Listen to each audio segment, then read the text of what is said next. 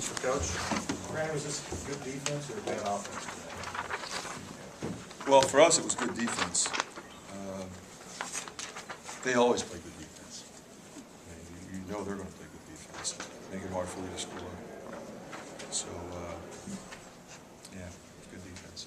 Can you talk about Mike's injury and prognosis? Where things stand? Should be down for about a couple of weeks.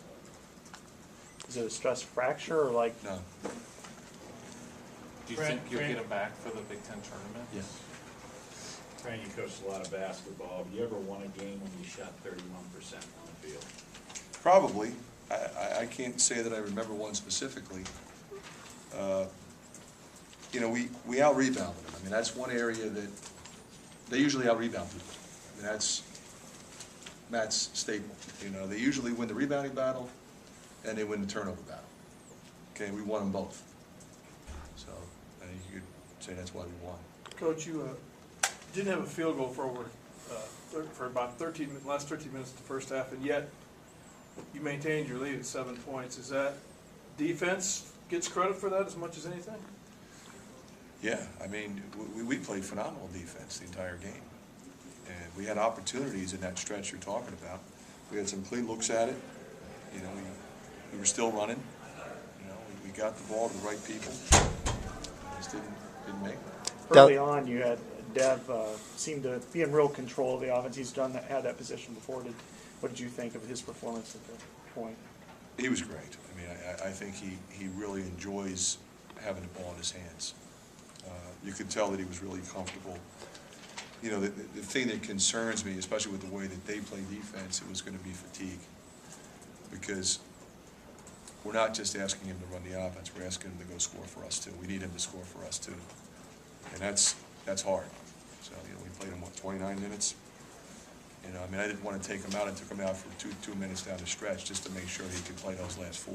What led to you going with Josh in your starting lineup tonight, and then with him hitting the shot there down the stretch when you guys are up 6? Josh has been playing great. You know, I mean, he's been missing shots in games, and that's unfortunate for him. But he is doing everything in practice in terms of making shots, playing defense, making plays.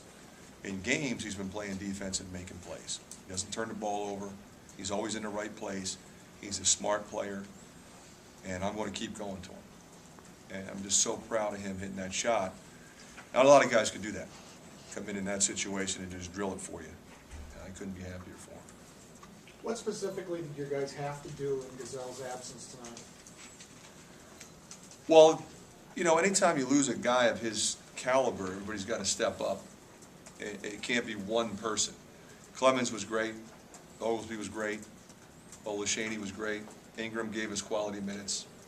And I think that, Mike, I think that typifies our team. You know, we're not a team that, you know, is going to play 7 guys and one guy goes down, now what do we do? You know, it's really an example of, you know, okay, we feel bad for Mike, we're going to get him back, we'll be happy when he comes back, but right now we've got other guys who can play, let's go play. You only had 9 turnovers without Mike. What's that say about you guys? Well, it says we have other guys that can handle the ball. I mean, when you don't turn the ball over, a lot of times people only look at your point guard position. And we've got other sure-handed players. Our wings can handle the ball, our posts can handle the ball. You know, if you want to be a running team, you have to have multiple ball handlers, and that's what we do. You know, you look at it, I mean, Marble had 3 turnovers. Everybody else had 2 or less. You mentioned earlier in the week how you thought Gabe had earned the opportunity to have more playing time, and then he gives you 19 minutes tonight, and it seemed like he was able to hold his own there against A.J. Hammonds, particularly in the first half. A.J. Hammonds is a handful. I mean, he's a handful. He's strong, he's long, he's got a great pair of hands. Very few guys can go off either shoulder. You know, he's got a left-handed jump hook, a right-handed jump hook, and the other thing he can do is he can pass. A lot of big-time low-post scorers, when the ball goes in, you can send a whirl because they're not going to pass to anybody. He's a terrific passer. So he is a presence that you have to deal with when you're preparing for this team. You know, and what Gabe did was he moved his feet. You can't wrestle with him. You wrestle with him, you're going to lose. So you got to move your feet, and that takes great conditioning. And I was really going to leave him in. I just thought he was exhausted. Need to get somebody else in there. And then Woody comes in and makes a huge play for us.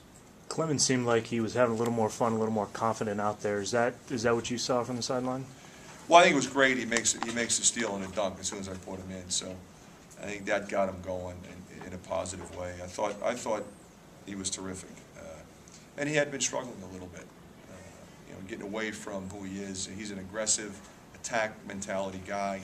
So to see him make an attack play right off the bat was big for him and big for us. You got up 14 about 6.5 minutes to go, and Millsap came down and took about an 18-footer right away. Would you like to have run some offense there and get it? Yeah, and I told him, I said, Mel, I'd love you taking that shot, and I encouraged him to take that shot, and that's why he took it. But in that situation, we could have gotten that later in the clock, around a little bit more clock. All right, so it was in and out. If it goes in, it's a great shot. I don't want my guys, being tentative. Coach is going to get on me if I take this shot right now. I want them to play relaxed and free and easy, but at the same time having a keen understanding of time and score. That was a time and score situation where he should have shot. Did Mike re-injure himself, Coach, or is that just from the Nebraska game? It has nothing to do with the Nebraska game. So, Yeah. so you got hurt in practice? I think it's been an ongoing issue for him. So it's like not a stress fracture, but like stress type of thing. He hurt his foot.